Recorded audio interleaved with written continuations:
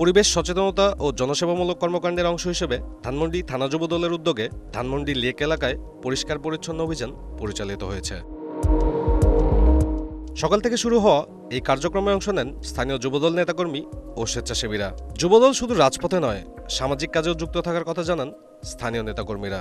আমি বিশ্বাস করি সকলের সামগ্রিক প্রচেষ্টায় একটি সুন্দর সবুজায়নের এবং পরিবেশ বান্ধব বাংলাদেশ আগামীতে বিনির্মাণ করা সম্ভব।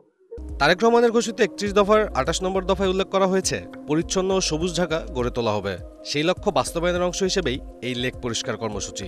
৩১ দফা বাস্তবায়নের লক্ষ্যে তারেক জিয়ার নির্দেশ অনুসারে আমরা ধানমন্ডিতে বিভিন্ন সময় বিভিন্ন পরিবেশ বান্ধব কাজ করে থাকি।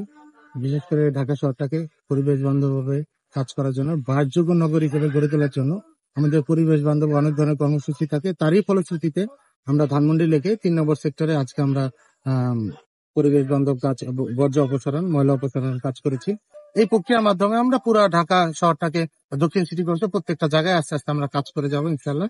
একটি সুন্দর ঢাকা গড়ে তোলার লক্ষ্যে প্রতিটি থানা ওয়ার্ডে এ ধরনের পরিবেশ বান্ধব কার্যক্রম অব্যাহত রাখার কথাও জানান স্থানীয় এসব যুবদল নেতারা।